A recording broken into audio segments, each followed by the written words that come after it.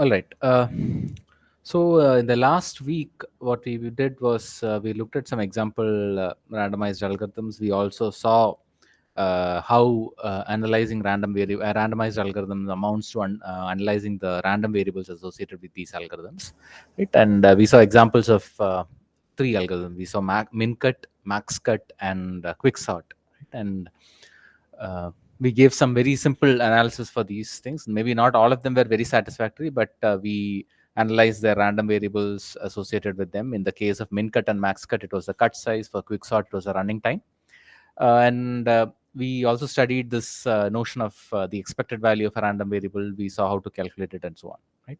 So in this lecture, we will again look at, we'll study random variables a little more, but we will study different ways in which you can think of. We look at some common random variables that arise when we analyze randomized algorithms. Okay, so to start off, so we will. So what we're going to see is some, right, some. We'll start with some examples of some very common random variables that arise when we analyze algorithms, right? And we will see one example where these random variables arise and analyze that particular algorithm. Right? That's what we are going to do. Right? All right. So the simplest of random variables that we saw, right? We saw when we analyzed maxcut or when we analyzed quicksort and so on, we had this random variable which was taking a value 1 or 0. Right? We call them indicator random variables. Right? So the simplest of these random variables are what are called Bernoulli random variables.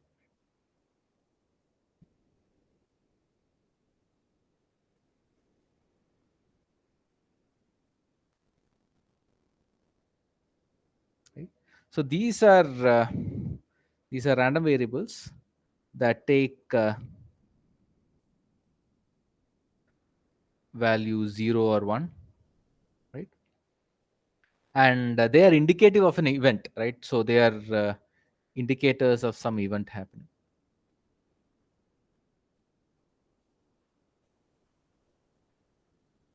Right? So typically, say if you have a coin and you toss it, it is either heads or tails. So that is a Bernoulli trial. In the case when we analyzed max cut, right, each edge being in the cut or not is a random variable which takes 0 or 1 value, right? It's again a Bernoulli random variable, right? So Bernoulli random variables are these indicators of an event occurring, right? And typically to study random variables, we can associate to understand random variables, right? We have what is known as the probability mass function. Okay?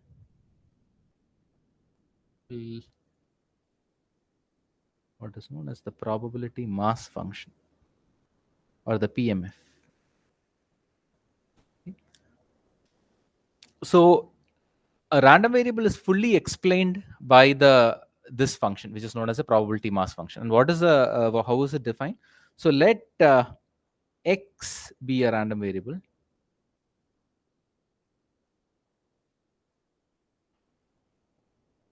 Right? The PMF associated with x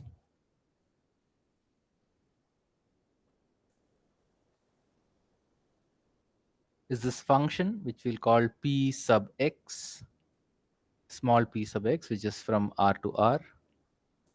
Right? And it tells you, and the value of this function, say p sub x of u, is the probability that the random variable x takes the value u. Right? Recall that yeah.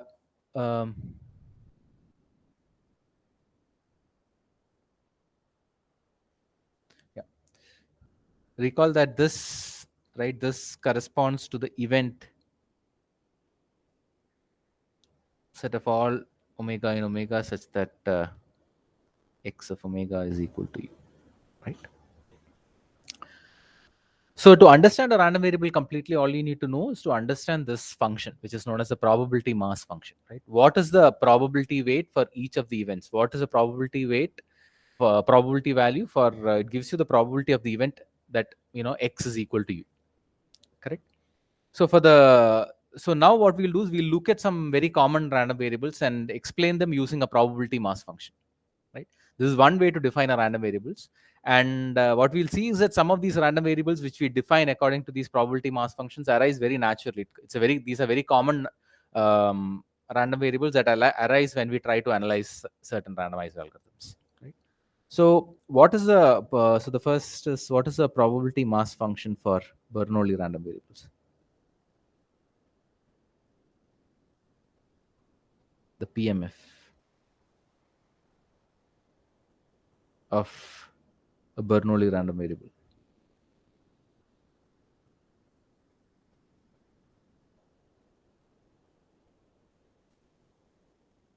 Right, notice that it is going to take just two values, right? So this one, this has values probability x is equal to 1. This is some number p, where this p is known as the parameter of the Bernoulli random variable, right? This is the parameter.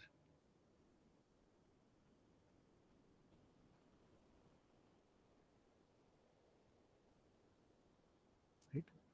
And similarly, the probability that x is equal to 0 has the value 1 minus p, right? For the remaining things, it is, yeah,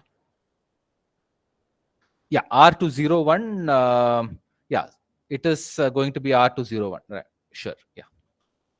Subset, I can write r to 0 1. Yeah, you're right. Yeah, thanks, Sarthak. Okay, right. So for this for Bernoulli random variable, the PMF is this function which for 1 it is equal to p, and for 0 it is 1 minus p. So this function is nothing but px of u is p. Sorry, px of 1 is p. Px of 0 is 1 minus p, and it is 0 everywhere else, right? Now, so given this function, it basically tells you what is the outcome for various, what is the event corresponding to different values for the random variable. And given this information, you can actually compute everything about this random variable, right? So you don't need to think about how this random variable is generated actually in an algorithm and so on. But if I give you this PMF, then you can compute everything that you need about this random variable. So this is one of the simplest random variables. We'll see this very often, right? It's this yes or no, right? A success or a failure. That's what it's capturing, right? That is the Bernoulli random variable. The other other random variable that is very common is known as this binomial random variable. Okay. So in a binomial random variable, what you have is that you have n Bernoulli events. So each such so the Bernoulli random variable captures what is known as a Bernoulli trial. A Bernoulli trial is a random process where there are two outcomes, right? So a Bernoulli trial is a random process with two outcomes.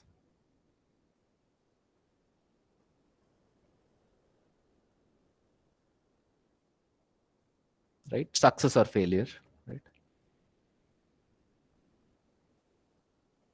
Which is what is captured here, right? 1 says success and 0 is failure, right? So that is a Bernoulli trial. So now the binomial random variable captures the following, right? Suppose you have n Bernoulli trials with parameter p. What is the number of successes, right? So if you take, if you have n Bernoulli trials, each with parameter p, at the end, you can look at the number of successes, which means the number of ones. Okay, that is going to be a random variable. What is the PMF of this random variable, right? So that is what is being captured by. So this random variable is what is known as a binomial random variable. Okay, so you have a sequence of n Bernoulli trials, right? And you're interested in the number of successes out of these n trials. Okay, and this quantity, right? This is a random variable, and this is the the binomial random variable. Right. So once again, let's see what is the PMF of this random variable. So we have seen this random variable before, right? So if you look at it, when you take the max cut. Right? Each of the random variables x sub b were Bernoulli random variables because they took either value 1 or 0, right, with some probability, with probability half. And then to find the cut size, what we did was we summed up these random variables, right? So which basically said, if you take m edges, for how many of them do you get 1? How many of them do you get 0? Right? The number of ones, that is the cut size. So that is a binomial random variable. So what is the PMF of a binomial random variable? So let's write the PMF.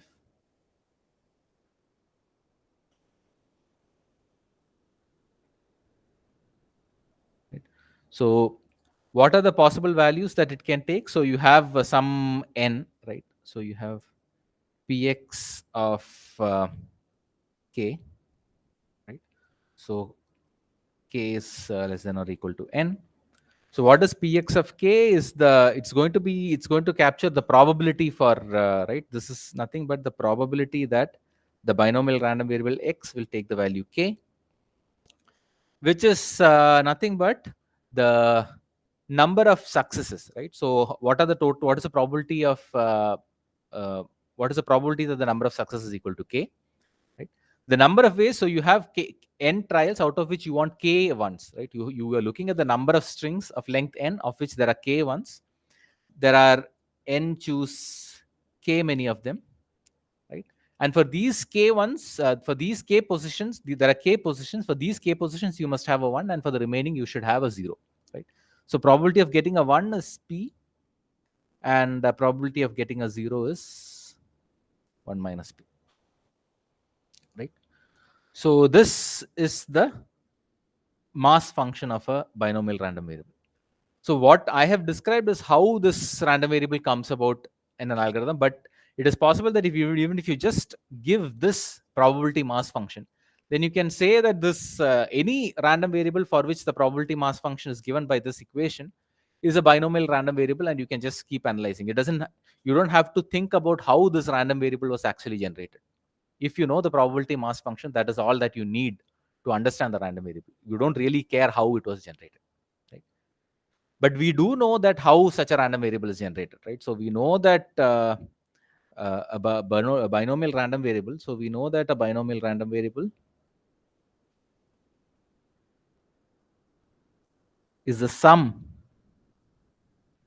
of Bernoulli random variables, right? And this also is going to help us understand this random variable better, right? So what is the expectation? So when you have a random variable, the first thing you want to know is the expectation. So if you want to compute the expectation of a binomial random variable, then all you need to do is to just apply the first principles approach, is to take this probability mass function and then apply the definition of expectation, right? Which would mean that this is nothing but summation k going from 0 to n, right? K into probability that x is equal to k, right? Which is nothing but summation k is equal to 0 to n, k times n choose k times p to the k times 1 minus p to the n minus k, right? So if you really want to compute the expectation of a binomial random variable, this is what the first principle approach is. But then we know that a binomial random variable is actually the sum of Bernoulli random variables with parameter p, right?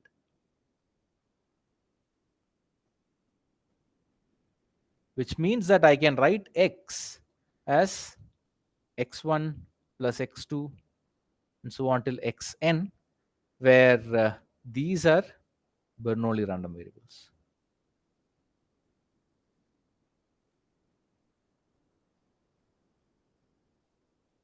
Which means that I have an easier way to compute the expectation, which is using the linearity of expectation. It is nothing but n times the expectation of, or it's a summation of these expectation of ei's, xi's. But xi is a 0, 1 random variable. It's an indicator random variable, right? So its expectation is just the probability of success, which is p, and therefore this is nothing but n times p. Right? So either you can do this first principles calculation that is written here, which is a little tedious, Otherwise, you can observe that binomial random variables are merely the sum of Bernoulli random variables, and therefore this just pops out directly. Right?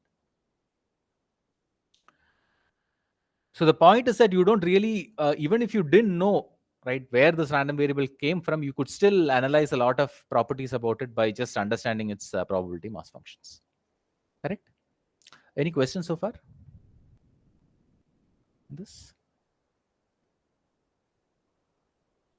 Okay. So next we see a random variable again, similar to what we have seen here, right? So it's what is known as a geometric random variable.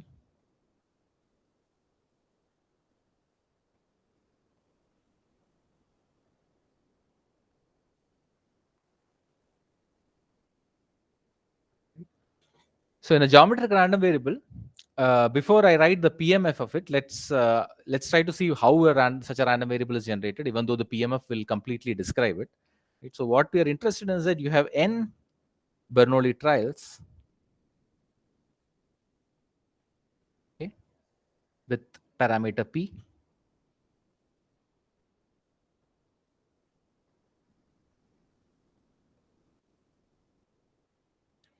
And you want to know what is the oh sorry, not n Bernoulli trials. You do Bernoulli trials. You have Bernoulli trials with parameter p.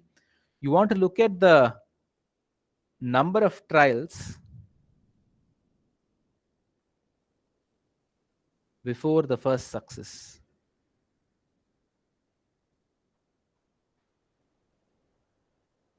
Okay.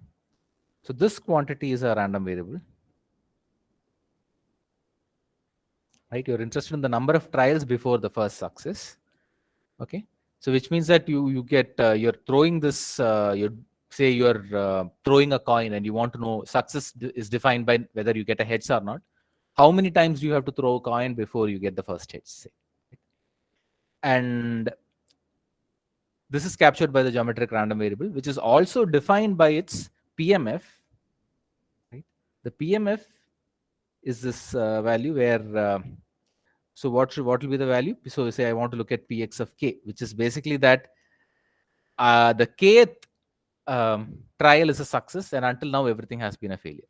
Right? So the probability mass function, if you think about it like this, it's given by this formula, which is 1 minus p to the k minus 1 times p. Right? This is the PMF of this random variable. Right? So if I given just this, any random variable whose PMF is defined this way is a geometric random variable. Correct? So so what we'll see now is we'll try to analyze the expectation of a geometric random variable.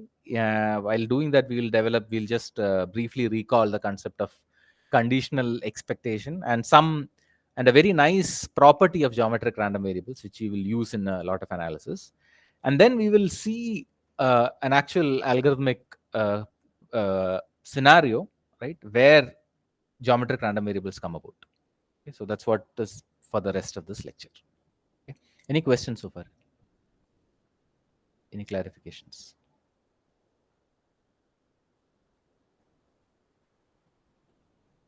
Okay. So let's try to understand this expectation. So once again, the first thing that you can do is you can try to calculate expectation in the most natural way, which is summation of 1 minus p to the k minus 1 times p times k. Right? So let me just write that down. This is summation k times probability that x is equal to k, where k is greater than or equal to 1. Right.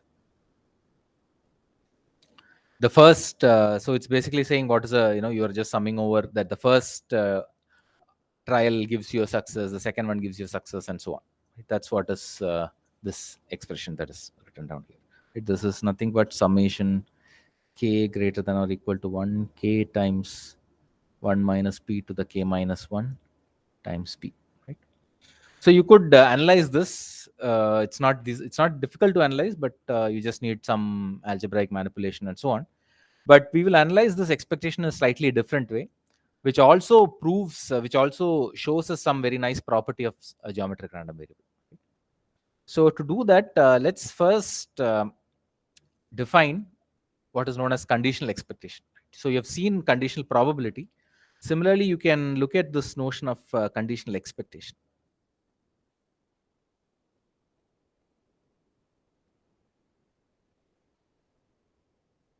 So our goal is to just compute this quantity, right? The sum, but maybe not directly, but using some property of geometric random variable.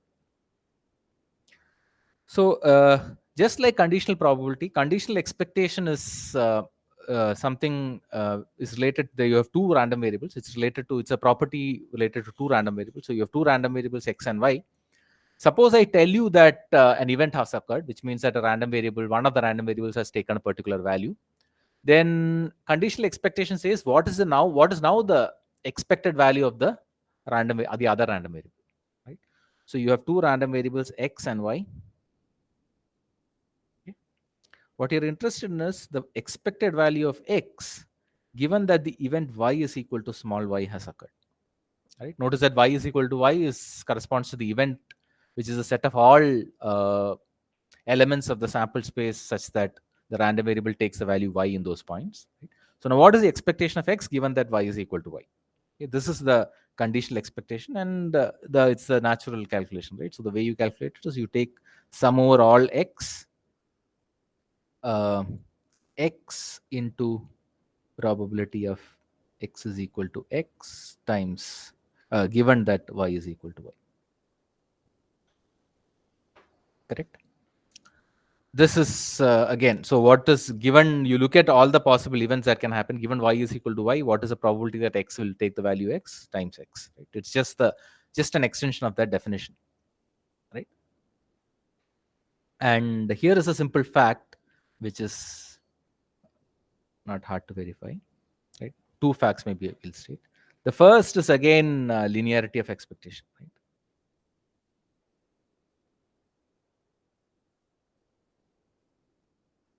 Linearity of conditional expectation, which is that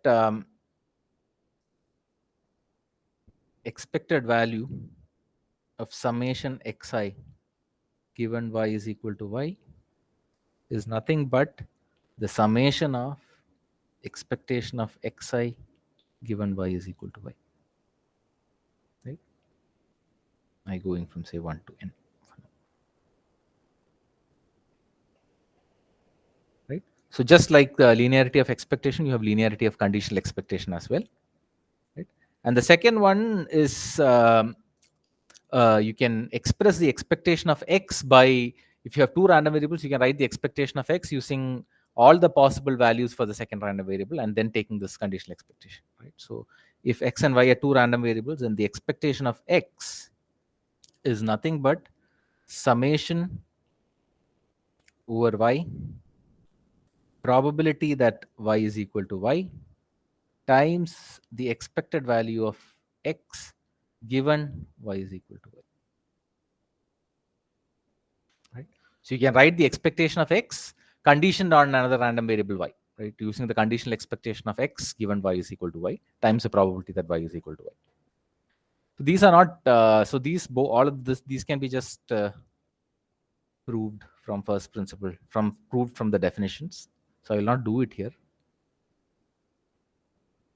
but you can just verify this. Okay? Just verify. Right? So all the nice properties that expectation has, conditional expectation also has. And the reason we want to talk about conditional expectation is we want to formalize the following property of geometric random variables. Okay? So as I said, geometric random variables is the following. Geometric random variable is the following random variable. Say you have a coin, okay, and you're looking at the number of tosses before the first heads come. Okay, heads come, right? So now, say you're tossing this coin, okay. Now I tell you that the first five tosses were tails. Okay, I tell you that you've tossed this coin. I tell you that the first 5 tosses of the coin was a tails. What can you say about the probability that the first heads comes in the 10th trial? I tell you that the first 5 trials were tails. What is the probability that the first heads comes in the 10th trial? Right. So now the nice thing is that the property for geometric random variables is that you don't really care that the first 5 trials became a tails. Right. What happens after those trials is independent of what happened before it. Somehow there is no memory of what happened before it. The trials after 5 is independent, is memoryless of what happened in the first 5 trials. Right. So if you take the random variable, right, and you want to know what is the probability that the 10th trial is the first success, given that the first 5 trials were tails, that is as though you're asking what is the probability that the 5th trial is a tail. Right. So you have, say, so this is what is known as the memoryless property.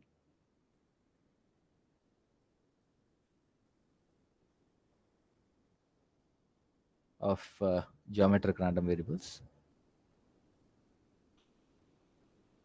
Right.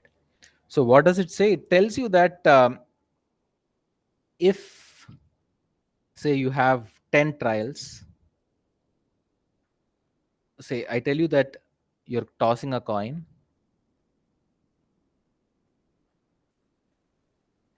and given that the first 5 trials were tails,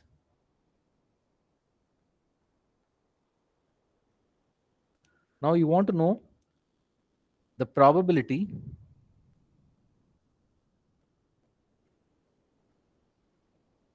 that the 10th trial is the first success.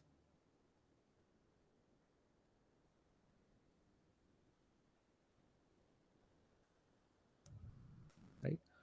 So what memoryless property says is that to analyze this, it's sufficient to assume that you're tossing this coin 5 times and you're asking what is the probability that the 5th toss is the first hits. Right. You don't really need to care about the first 5 tosses that went as trials. You just need to look at the remaining ones, and those are again going to be like a geometric random variable. Okay. So this memoryless property is formalized this way. It says that so maybe I'll write it as a small theorem.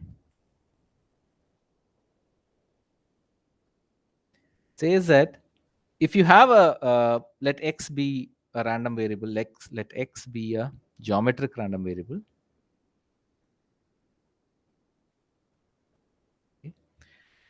What is the probability that x, right, the first success it is in n plus k, if I tell you that the first k trials were all failures, right?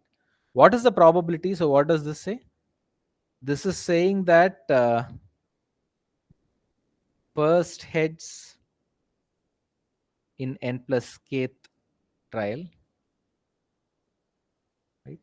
And this one is telling you that first k trials are tails, right? So the memoryless property says that if this quantity is exactly equal to, is as though you can forget about the k initial trials. It's as though if you make n trials, what is the probability that if you're tossing, what is the probability that the first heads comes in the nth trial? The same as the probability that x is equal to n. Right? So this is the theorem which is sometimes known as the memoryless properties of a geometric random variable. Right? It's that the probability that x is equal to n plus k, given that x is greater than k, is exactly equal to the probability that x is equal to n. Right? You can forget about the initial k failures and then think of the remaining ones as they are like a geometric random variable again. Right? And the proof is also not very hard to see. Right? So, any questions on the statement? Is the statement clear?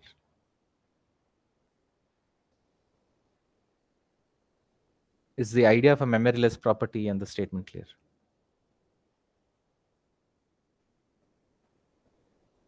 Okay. So the proof is quite simple, right? So what you do is you just look at compute this, right? Again, first principles calculation, right?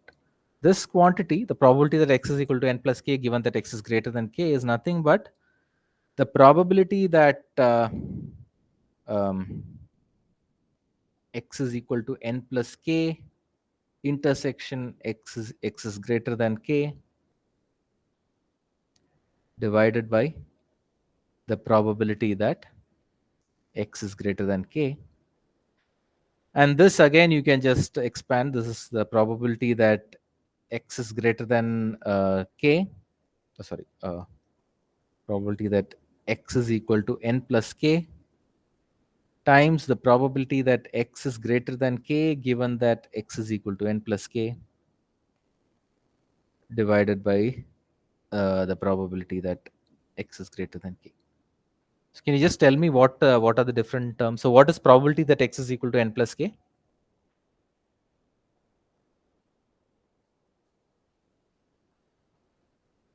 Right. So that is just the PMF of the yeah.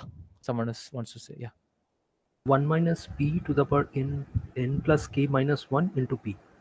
Yeah, exactly. Right. So that is a PMF of the geometric random variable. So that is 1 minus p to the n plus k minus 1 times p, the PMF of the geometric random variable. What is the probability that x is greater than k, given that x is equal to n plus k?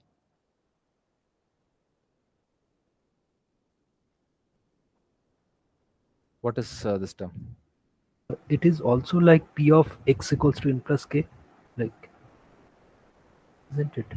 What PF? P of, like probability of x equals to n plus k. So you want to know what is the probability that x is greater than k, given that x is equal to n plus k. Okay, okay. Yeah, that's just one, right? So as Pragyan said, that's one. If I tell you that x is equal to n plus k, then you can be sure that x is greater than k, right? So that probability is just one. The conditional probability is just one. If I tell you that x is equal to n plus k, then the probability that x is greater than k is definitely, then it's definitely true that x is greater than k, right? Yeah, sure event. So it's one. So that is all. That is one. And this quantity is just a sum, right? What is the probability that x is greater than k? It is the sum which is I greater than or equal to k, or I think I greater than k. I don't. Yeah. So 1 minus p to the k times p. Oh, sorry. 1 minus p to the I. Right. Right. Because you're just looking at what is the. It's the sum of all the events, right? So this quantity. This is summation probability that x is equal to I, where I is greater than k, right? And that is what is coming here. Okay. And so what is this sum? Right. So this is just a geometric series, right? So you can just cancel off these two things, and then you can take 1 plus, right, this is 1 minus p to the n plus k minus 1 divided by, you can take the 1 minus p to the k outside, and then this is summation I um, greater than or equal to 0, 1 minus p to the I, right? So if you simplify this, what you get is that this is nothing but 1 over p. A lot of juggling, but it tells you what you want to know, right? If you take an unbiased coin, and if you take an unbiased coin, then you need to, on an average, you need to toss it twice before you get a heads, right? If you take an unbiased coin and if you toss it 100 times, then you get almost equal heads or tails, right? That's what you have. And what this says is, I mean, if you look at the first success, what it says, if you take an unbiased coin, then in expectation you need to toss it twice before you see the first hits, correct? P is the probability for success. So the number of times you have to do this experiment before you see the first success is 1 over p. So if p is half, then you need to toss it twice before you'll see the first hit in expectation, right? Something that is probably intuitively clear to you, but something that uh, Oh, sorry. I just did a lot of calculations in between also. Sorry, this is not what. This is. Let me see. This is not 1 over 1 by what I do. What is this sum? This is 1 minus. Sorry, this is 1 minus p to the n minus 1. And what is this sum? It's a geometric series. This is 1 minus p. Sorry, 1 divided by 1 minus p. This is nothing but p times 1 minus p to the n minus 1. Right? So what is this? P times 1 minus p to the n minus 1. This is the probability that if you do this Bernoulli trials n times, if you do this Bernoulli trial, the nth trial is the first success, right? That's what this is. This is the probability that x is equal to n, right? Sorry, I think I just went further ahead than what I was, wherever we were, right? So this is the probability that the first success is in the nth trial.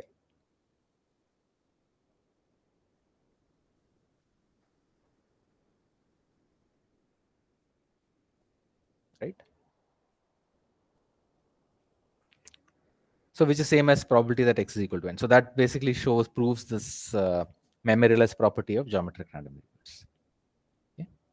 So now with this in hand, let's try to compute the expectation of the geometric random variable, right? So this is what we are interested in.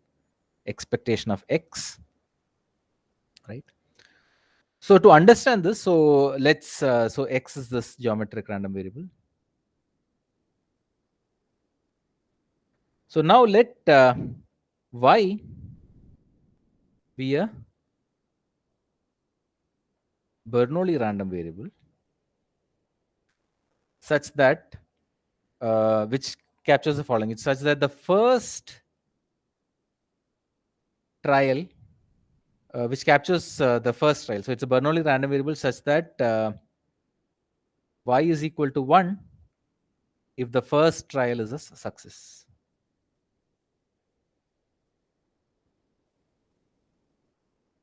Right?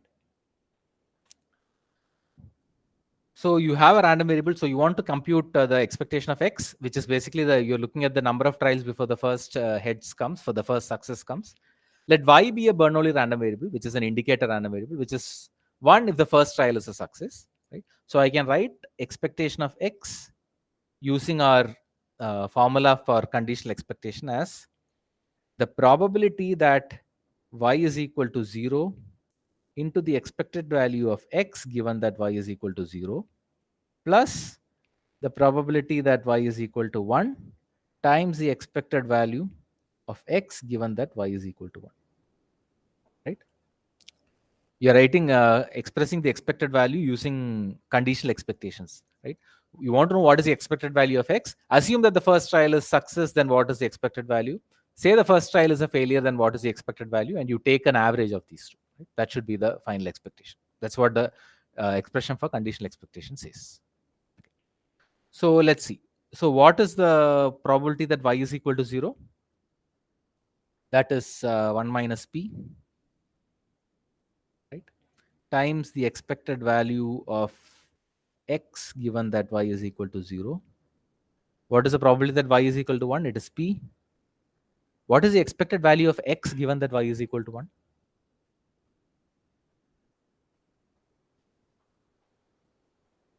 Yeah, that's 1, right? So if I tell you y is equal to 1, then x is no longer a random variable, right? If I tell you that the first trial is a success, then you know that the number of trials with that it is no longer a random variable, right? It's a constant value, so it's a 1, right? Because the first trial itself is a success, so that's just 1, so that remains as it is. Right? So what we are interested in is this quantity expectation of x given that the first trial is a failure. Okay? Notice that this is similar to what we just analyzed, right? The memoryless property says that what is the if the probability that you will make, say, k tosses, right? If you make n plus k tosses before the first success, given that the first k tosses were a failure, is same as the expected, is same as the probability that you will get a success in n tosses. Correct? So here you can use that lemma. What you can say that this quantity, right? This is nothing but 1 plus the expected value of x, right? So this is basically saying that this tells you that the first trial was a failure, was not a success. Okay. And then what you're saying is that, say, okay, I don't care if the first trial was not a success. The remaining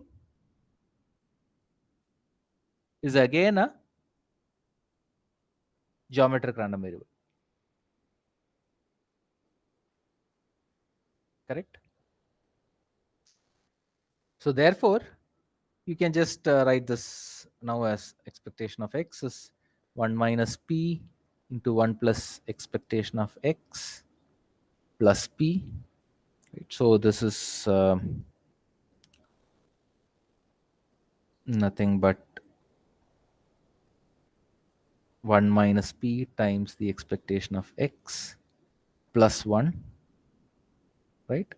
So if you just simplify, you will get that the expectation of x is nothing but 1 by p. Right? So here is where we have actually used this is the memoryless property. This equality is the memoryless property.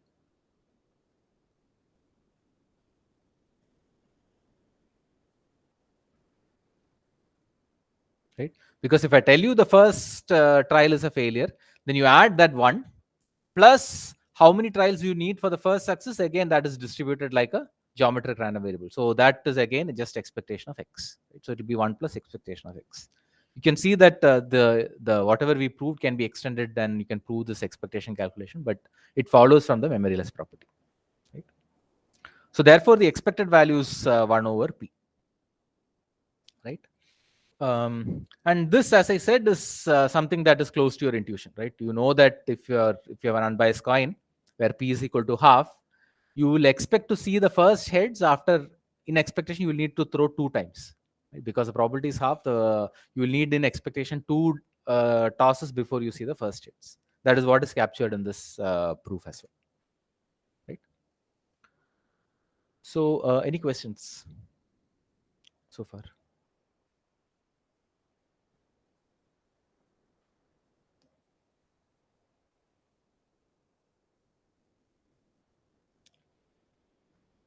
Okay. So now, so now with all this in hand, so let's look at an actual problem, right? An algorithmic question, which is a simplified version of a problem that you will see again and again multiple times in this course. So this is what is known as the coupon collectors problem.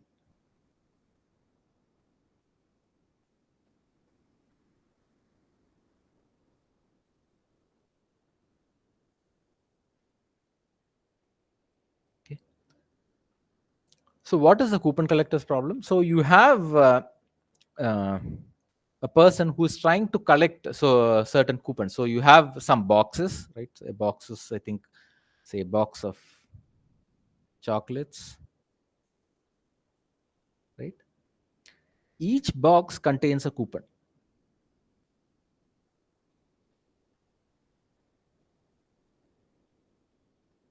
Okay, it could be anything, right? For instance, some cricketers, right?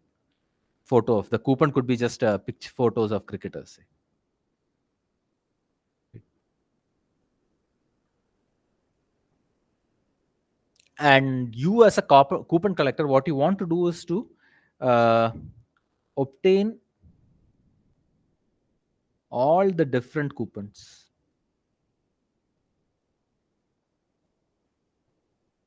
Okay, so there are many cricketers photos available. If you buy a box of chocolate, that box will contain a photo of a cricketer.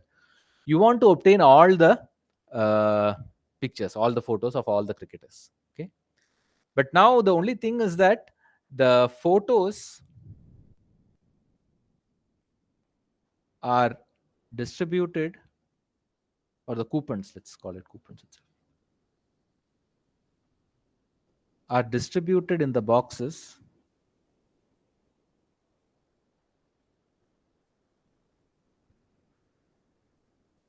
randomly, right? Which means that if you take a box of chocolate, you're equally likely to get, there are n cricketers, you're equally likely to get one of those n cricketers photo as the coupon in that box.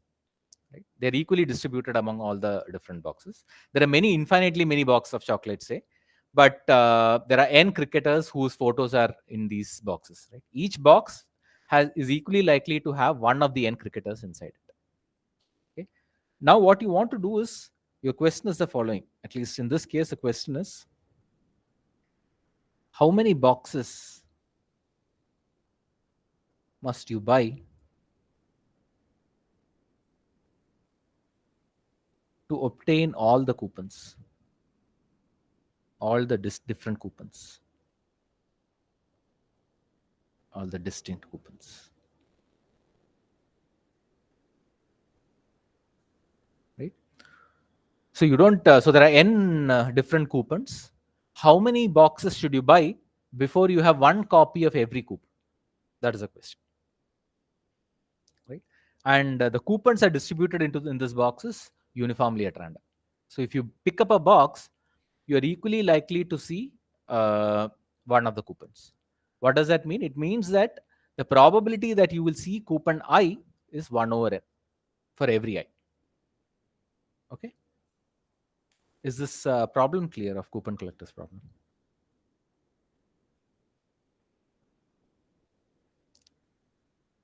So this coupon collectors problem is actually one version of a more general paradigm that we will see, known as the balls and bins paradigms. This is something that we will see later in this course.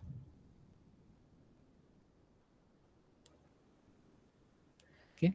So what does balls and bin paradigm say? So what you have is that you have n balls and m bins, okay?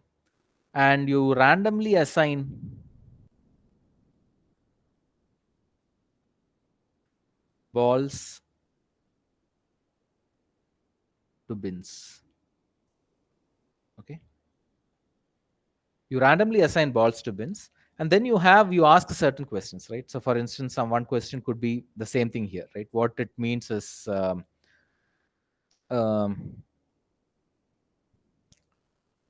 what is the probability that there is an empty bin?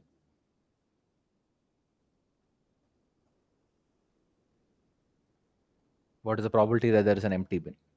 A second question is,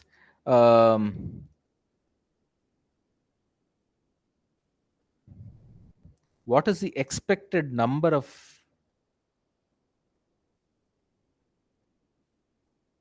balls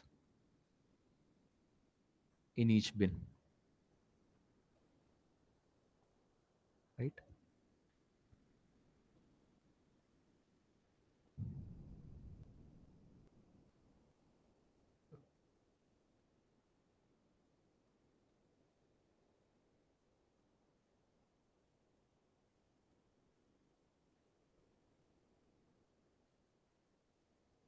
Right? What is the expected number of balls in each bin? Say, uh, what is the probability that the bin with most balls has almost the expected number of balls itself? Is with most number of balls is equal to the expected value, say. You can ask a lot of questions regarding this for this problem. You have n balls that you're throwing into m bins uniformly at random. Then you can ask what is the probability that there is an empty bin? What is the probability that there is a bin with a lot of balls, right? Or what is the expected number of balls in each bin, and so on, right? For instance, these are closely related to hashing, right? For instance, if you think of a perfectly random hash function, which assigns keys to entries in the hash table at random, then you know that there will be collisions. There are likely to be collisions. And the collisions are usually resolved by, say, chaining. Right? So when you want to search a hash table, what you actually have to do is to look at the table, and then the running time is basically going to the correct location and then searching along the chain. So the running time of of search in a hash table depends on the length of the chain, and the length of chain is nothing but the number of balls in that particular bin. Right? So these questions are closely related to questions related to hashing. The other thing that it's related to is what is known as load balancing. Right? So you have an online server where a lot of requests are coming, and you want to assign these requests to servers, but you don't want to have a centralized mechanism for doing it, but you randomly start assigning these requests to servers. So now you need to balance the load in such a way that no server is heavily loaded. What happens if you randomly assign requests to servers? How loaded will the system be? Right. So a lot of such very natural problems can be captured by this balls and bins paradigm. And the coupon collectors problem is one such version where you have you want to look at you keep throwing these balls, and you want to know what is the probability, how large should say M be, right? So that if you will always you will um, so that you will always get at least one ball, say, in every bin. Right? You have these bins, so you want to get at least one ball in every bin. You need to get at least every coupon, right? At least one copy of every coupon, and so on. So this is a more the balls and bins paradigm is just a more general paradigm where you can ask a lot of questions in this setting where you have n balls being thrown into m bins, and coupon collector problem is one such version of it. Okay, so this is something that we will see in more detail. But first, we will try to analyze this coupon collectors problem. Okay, so I think we are out of time. So this is something that we will do next time. Okay. Any questions so far regarding today's lecture?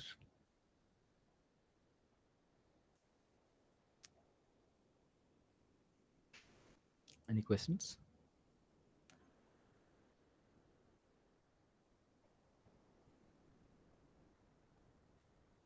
Okay. So then we will stop for now. So there's one small announcement that so Thursday is a holiday this week, right? Because of Muharram.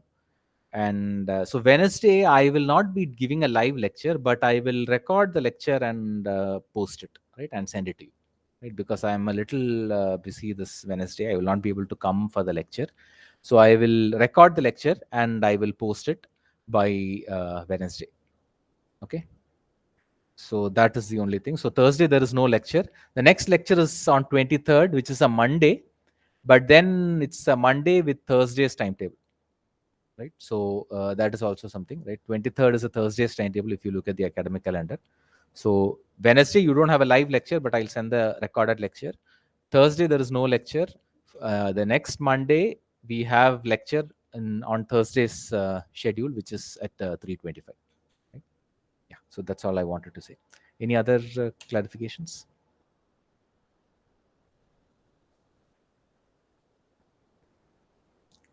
Is there any MS or MTech students? I think, yeah, there is Keshav and Srikanth, right? They are MS students. Right, you can talk to Keshav. Keshav is here right now. I think Srikanth has not joined today, but he's also there. He's also an MS student. Yeah. Anything else? Just to tell, I wanted to collaborate with for the assignments and all, and I don't know anyone here. Yeah. So Keshav is here, so you can talk to Just I Keshav. don't have his number, so I'm just sharing my number. So you can WhatsApp email number. him actually, right? I mean, Keshav, you can, right? Keshav is here, right? I think you are on the MS group, right? Yeah. So you can email. Anyway, the email address will be there. I think. Yeah. So I can send an email to both of you and you can talk. Yeah. Sure. Okay, okay. Okay. Anything else?